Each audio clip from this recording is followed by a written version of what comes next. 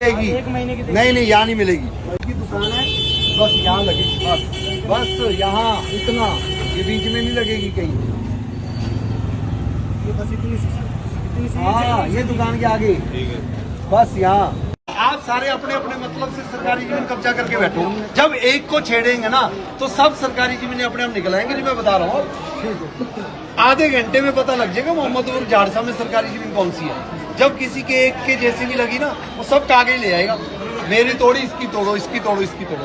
आधा मोहम्मदपुर झाड़सा 4 एकड़ खाली हो जाएगा, बता रहा हूँ मैं आपको। आजकल गुरुग्राम के एक डीटीपी ऑफिसर हर जगह चर्चाओं में हैं, जिन्हें उनके काम करने के तरीके के लिए सिंघम की संज्ञा दी जा रही है। उनके बारे में कहा जाता है कि अतिक्रमण की जो लगाए बॉट वो है डीटीपी आरएस भट्ट। तो आखिर कौन है आरएस भट्ट और क्यों उन्हें सिंघम कहा जा रहा है, जानेंगे आज के इस वीडियो में। आरएस भट्ट गुरुग्राम में डीटीपी यानी डिस्ट्रिक्ट प्लानिंग ऑफिसर के पद पर कार्यरत हैं और गुरुग्राम में अतिक्रमण को हटाने के लिए काफी एक्टिवली काम कर रहे हैं और अपने काम को लेकर पिछले कुछ समय से चर्चाओं में हैं। आए दिन सोशल मीडिया पर उनके जेसीबी के साथ अतिक्रमण वाली संरचनाओं को ढहाने के वीडियो वायरल होते हैं, लेकिन वो कहां से शुरुआत करके आज इस जगह पहुंचे जहां उन्हें सिंघम की संज्ञा मिल रही है।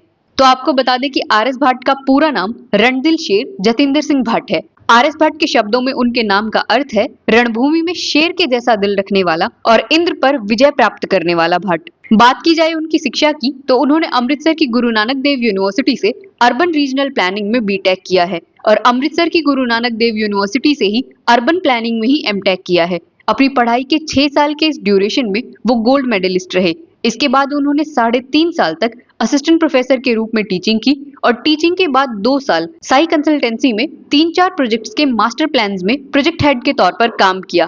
इसके बाद 2010 में उन्होंने हरियाणा गवर्नमेंट के टाउन एंड कंट्री प्लानिंग विभाग में असिस्टेंट टाउन प्लानर के रूप में ज्वाइन किया। 5 साल बाद यानी 2015 में आरएस भट्ट ने असिस्टेंट टाउन प्लानर के रूप में गुरुग्राम में पोस्टिंग ज्वाइन की और उसके कुछ साल बाद 2019-20 में उन्हें गुरुग्राम में इन्फोर्समेंट का चार्ज दिया गया। आरएस भट्ट अपनी एनर्जी का कारण अपनी हेल्दी डाइट को मानते हैं। उनका कहना है कि वो हमेशा घर पे बना लाइट और हेल्दी खाना ही खाते हैं और बाहर का खाना 1 या 2 हफ्ते में एक बार खाते हैं।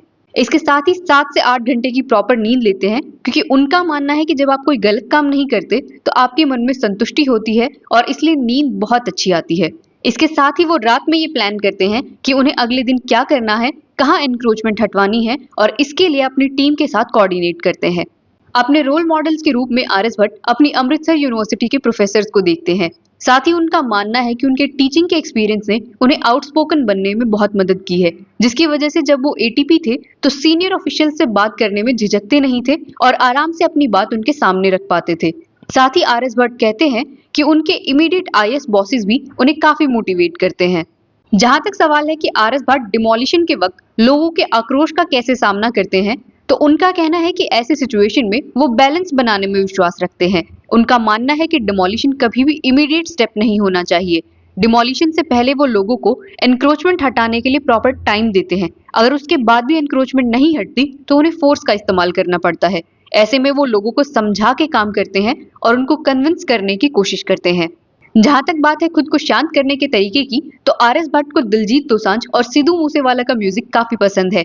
वो अजय देवगन की एक्टिंग की भी काफी सराहना करते हैं और साथ ही उन्हें भांगड़ा करने का भी काफी शौक है। अगर बात की जाए इस सवाल की कि गुरुग्राम जैसे शहर को कैसे डेवलप किया जा सकता है, तो आरएस भट्ट का मानना है कि गुरुग्राम जैसे मेट्रोपॉलिटन शहर जो ऑलरेडी डेवलप्ड है, उन्हें बिल्कुल शुरुआत से डेवलप करना पॉसिबल नहीं है। उनका मानना है कि इन शहरों में ऑलरेडी डेवलप्ड जो चीजें हैं उनको सिस्टमैटिक तरीके से मैनेज करके शहर के फायदे के लिए यूज किया जा सकता है। अपने सफल काम का श्रेय आरएस भट्ट अपनी टीम और अपने इमीडिएट बॉसेस को देते हैं। उनका मानना है कि कोई भी ऑफिसर अपने इमीडिएट बॉसेस और टीम के सपोर्ट के बिना अपना काम बेहतरी से नहीं कर सकता। और जहां तक बात है कि क्या गुरुग्राम के इस सिंघम को डर नहीं लगता, तो इस पर आरएस भट्ट का कहना है कि अगर ग्रोथ करनी है, फ्लरिश करना है, तो कंफर्ट जोन से बाहर आना पड़ेगा। अगर लेजेंड बनना है तो रिस्क जरूरी है।